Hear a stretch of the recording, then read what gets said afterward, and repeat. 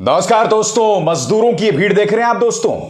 इन मजदूरों को वादा किया गया था कि प्रधानमंत्री नरेंद्र मोदी की एक रैली में ताली बजाने के लिए सिर्फ 500 रुपए मिलेंगे, मगर उन्हें भारतीय जनता पार्टी के नेता ने ठग लिया है। 500 की जगह उन्हें सिर्फ 100 रुपए दिए गए हैं और अब ये मजदूर पहुंच गए हैं शिकायत करने के लिए। वाह बीजेपी वाह। यही वजह है दोस्तों कि भारतीय जनता पार्टी की कर्नाटक सरकार, जहां मुख्यमंत्री बसवराज बोमई हैं, उन्हें 40% सरकार कहते हैं। अरे कम से कम गरीब मजदूरों को तो बख्श देते। मैं आपको बताता हूं दोस्तों, मौका कौन सा था। आपकी स्क्रीन पर देखिए, प्रधानमंत्री नरेंद्र मोदी 11 नवंबर को पहुंचते हैं कर्नाटक के एयरपोर्ट में और यहां पर केम्पे गौड़ा की कांस की मूर्ति का अनावरण किया जाता है। कांस की मूर्ति का, जैसे कि आप में से कई लोग जानते हैं कि कर्नाटक का वोक्कालिगा समुदाय है और वोक्कालिगा समुदाय में खास मुकाम रखते हैं केम्पे गौड़ा। प्रधानमंत्री नरेंद्र मोदी यहां पहुंचे हुए हैं, उनका अनावरण हो रहा है और आप देख सकते हैं उनके साथ बसवराज बोमई भी दिखाई दे रहे हैं। अब ये मजदूर पहुंचते हैं आपके स्क्रीन पर। यह नजारा है सिदलाघट्टा पुलिस स्टेशन का।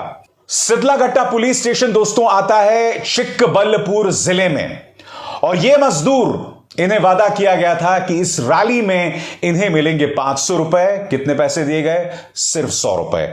आरोप किस पर लगा है? भारतीय जनता पार्टी के नेता मनीष के ऊपर। खबर क्या कह रही है दोस्तों न्यूज मिनट की, क्योंकि ये सारी खबर उनके हिसाब से मैंने आपको बतलाया दोस्तों, वो मैं आपको बतलाऊंगा पढ़ के। मगर सबसे पहले दोस्तों देखिए कन्नड़ा में ये मजदूर क्या शिकायत कर रहे हैं। स्थानीय न्यूज चैनल्स में इस खबर का जिक्र हुआ है, सुनिए। ಬನ್ನಿ ಅಂದ್ಬಿಟ್ಟು 500 ರೂಪಾಯಿ ಕೊಡ್ತೀವಿ ಅಂತ ಕರ್ಕೊಂಡೋದೆ.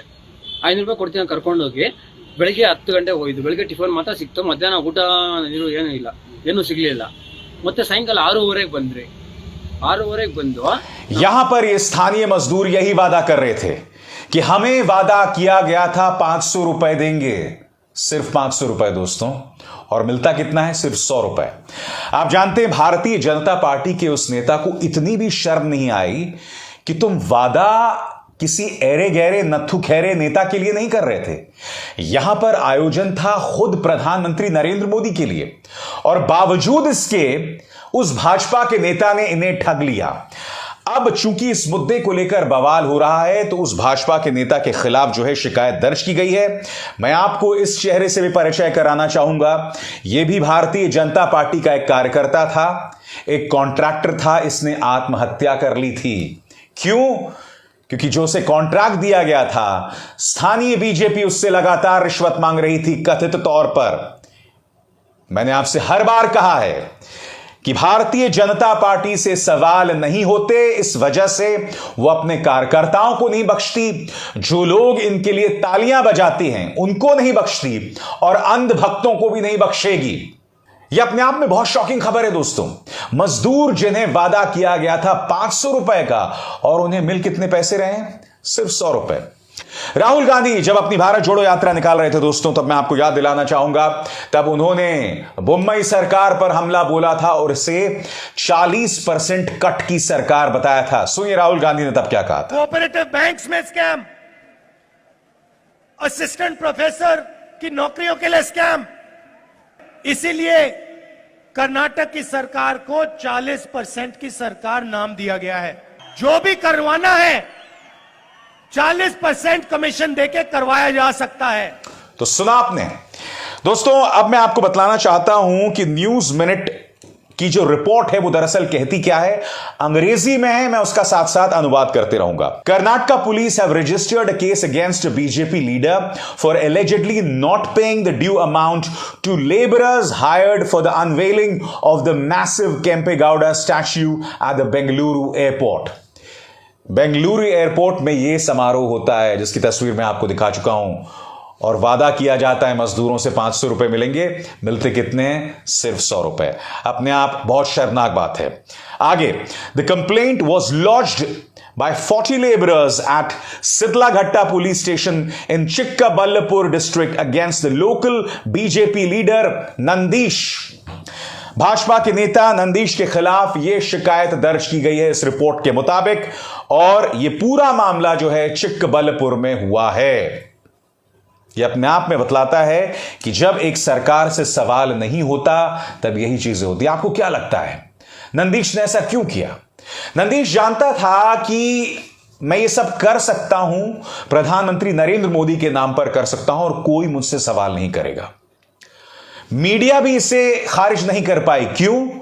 क्योंकि जब मजदूर पुलिस स्टेशन पहुंच गए तब मीडिया का यह चैनल कम से कम उसे दिखाने से खुद को पीछे नहीं हटा सका। मैं आपको याद दिलाना चाहूंगा इस चेहरे का, संतोष पाटिल, एक कॉन्ट्रैक्टर, भारतीय जनता पार्टी का एक कार्यकर्ता भी। इसे एक काम के लिए कॉन्ट्रैक्ट मिलता है। कुछ दिनों बाद वो कर्नाटक के उडुपी होटल में आत्महत्या कर देता है और अपने सुसाइड नोट पर कर्नाटक के इस मंत्री के ईश्वरप्पा पर दोष मढ़ता है। कहता है कि मेरे लिए काम करना बहुत मुश्किल हो गया था। उसने बाकायदा प्रधानमंत्री नरेंद्र मोदी को खत लिखा था और कहा था कि बीजेपी कर्नाटक में जबरदस्त भ्रष्टाचार है। और जानते हैं दोस्तों, जले पर नमक किस तरह से छिड़का गया? कर्नाटक सरकार के अंतर्गत जो CID आती है उसने इस मामले की जांच की और के ईश्वरप्पा को क्लीन चिट दे दी। संतोष पाटिल को किसने मारा बताइए? किसने मारा संतोष पाटिल को? संतोष पाटिल के साथ नाइंसाफी हुई, 39 मजदूरों के साथ नाइंसाफी हुई। क्या हम अब भी कहेंगे कि भारतीय जनता पार्टी कर्नाटक में भ्रष्टाचार नहीं है? और अब आप समझते हैं कि कर्नाटक के अंदर बेवजह इस विवाद यानी हिजाब विवाद को क्यों जन्म दिया गया?